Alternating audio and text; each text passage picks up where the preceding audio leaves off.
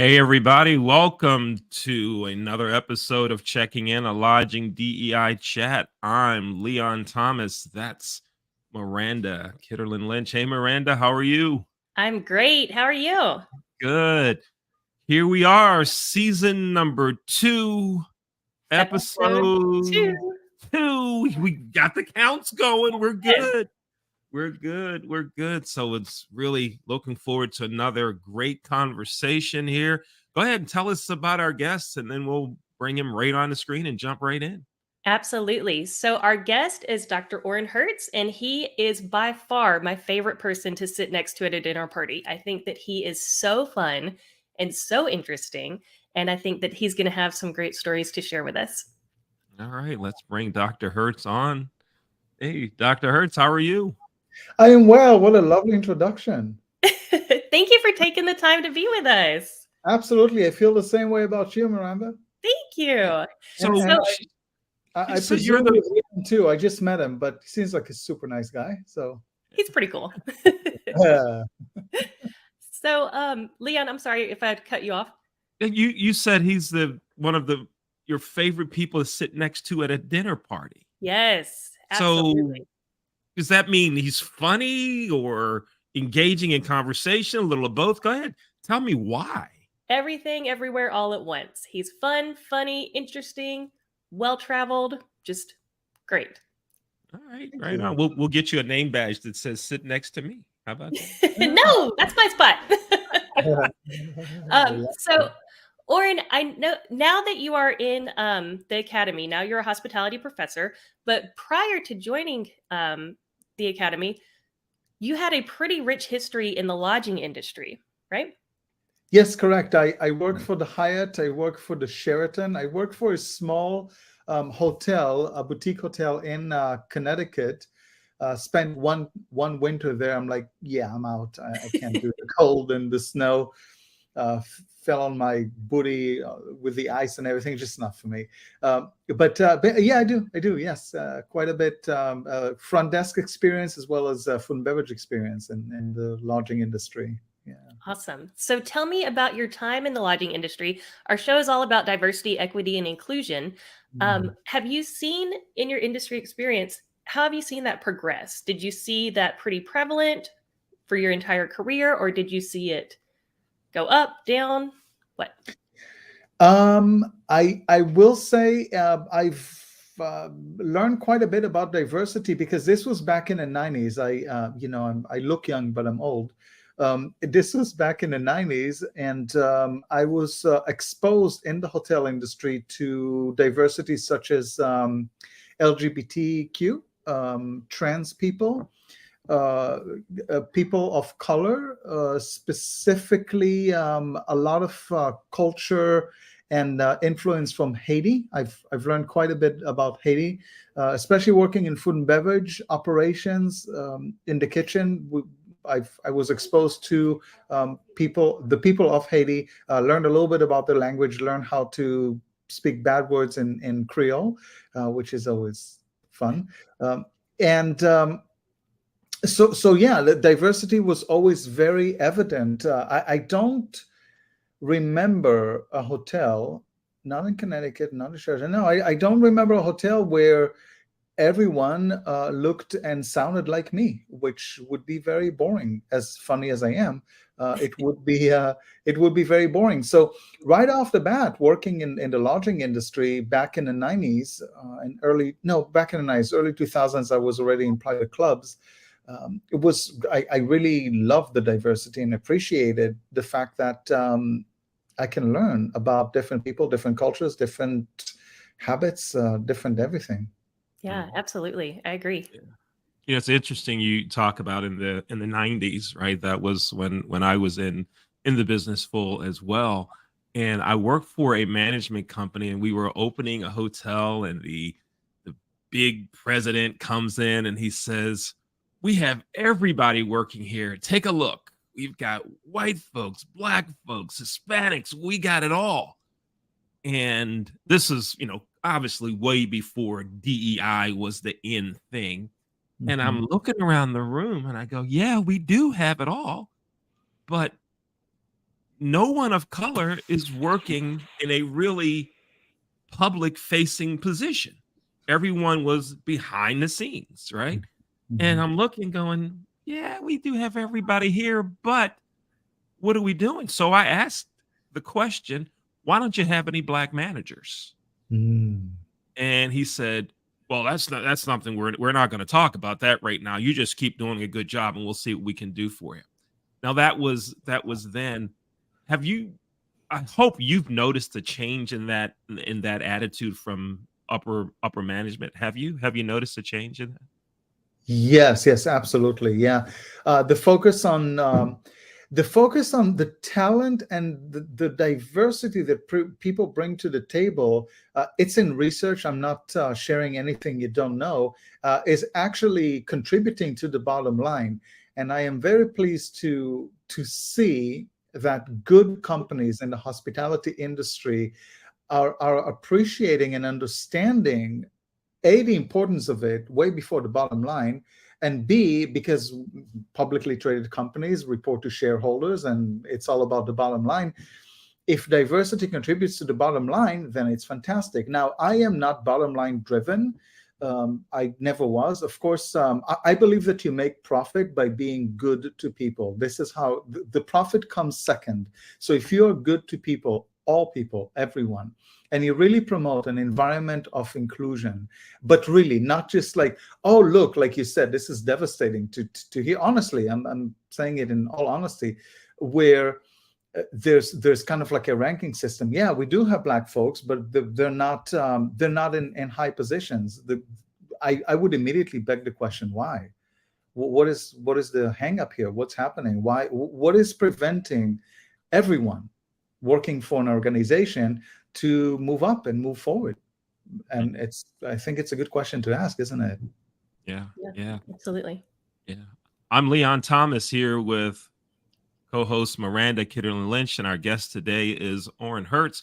You're here watching Checking In, a lodging DEI chat. The show is produced by the Leon Thomas Group, and we're going to take a quick break to see two commercials that team members of the Leon Thomas Group produced. The voices that you hear are those of Kelly Johnson and Dion Hunter.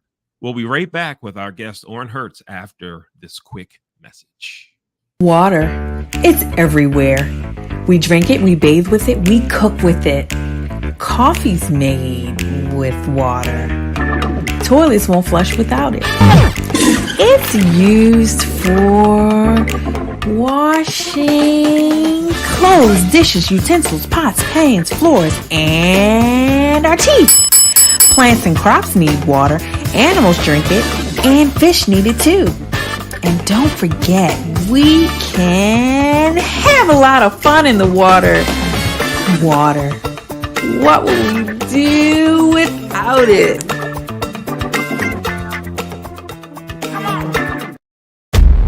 From the creative team that brought you The Browning Project and Dead by Morning comes a new thriller that will change the way you look at white-collar crime forever. Falling from the Sky.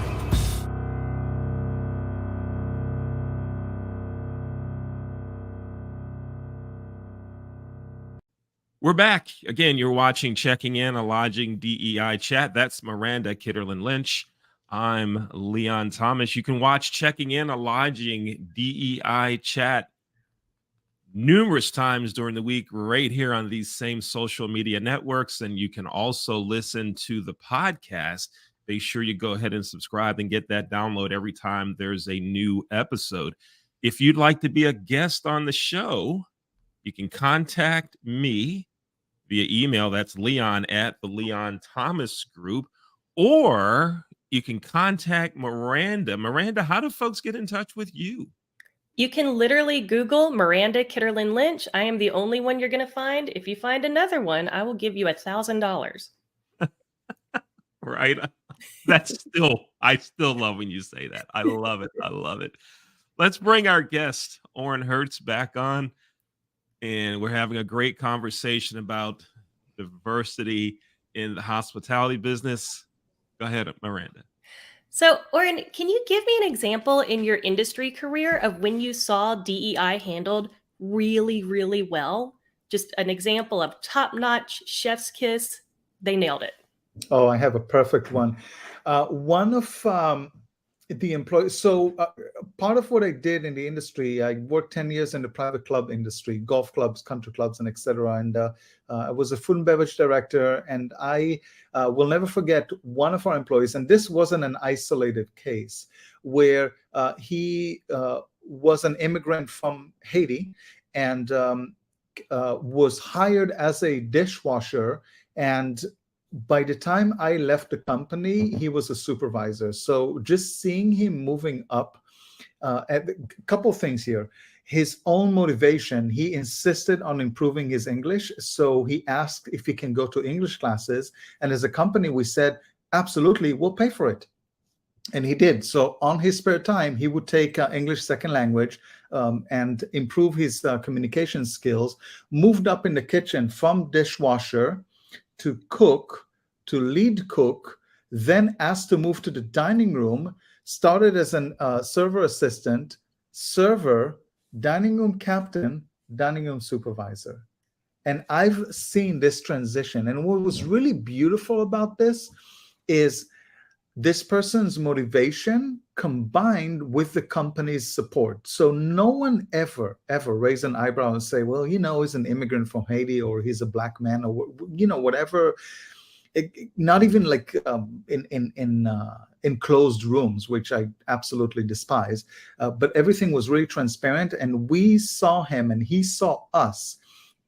We saw him as we saw his great potential and a person who could do really well. And he saw us as a company that does not discriminate, who appreciates diversity and doesn't see him as a Haitian immigrant, but sees his talent and drive for growth and fire in the belly, and just kept opening the doors for him.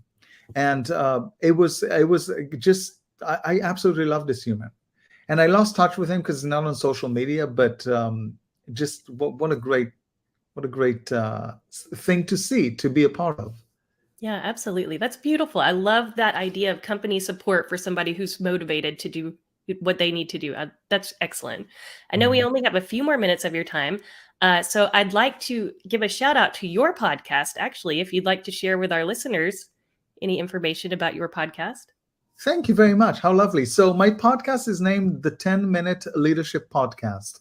And the name implies of the podcast itself, 10 minutes, once a week, a different discussion about leadership. Now, this is for people inside and outside the hospitality industry. This is not necessarily for current leaders or CEOs. This is for aspiring leaders. This is for mothers. This is for anyone who is interested in leadership. And kind of like you, if you, Miranda, if you look up my name wherever you look, you listen to podcasts, just put in Oren Hertz, it will pop up. You'll see it immediately. And the reason it's only 10 minutes once a week, because no one's got time. So 10 minutes is just the right amount to kind of get the tip in the ear and then run with it. I love it. Go ahead, Leon. I like it. Dr. Hertz, it's now time for our 2 signature questions. Dr. Hertz, can you give me a drum roll, please? Yes.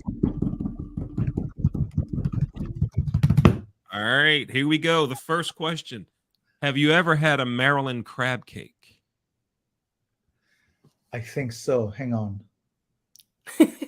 I was in Bethesda at a conference, and it was a few years ago, a friend took me out to dinner, and I'm pretty sure, I probably remember, so maybe I did not. Do you know what? Because I would remember, come to think. I know we went to dinner. Where was the conference? In Bethesda? Bethesda. Okay. Am I close geographically or no? Forget it. Maryland, yeah, Bethesda, Maryland. Okay, so you had a Maryland crab cake. You were close to Washington, D.C., so we'll go ahead and give you credit on that one. Okay, at good. Least you didn't say Nebraska. Yeah, you didn't say Nebraska, so you're good. You're good. Yeah. Go ahead, Miranda. So my last question for you is, if you could go back in time, what advice would you give to your 20-year-old self? Just one piece of advice. Oh my God, Miranda, don't be afraid. Don't be, oh my Mm. God, this is, oof, this just sent chills. Don't be afraid.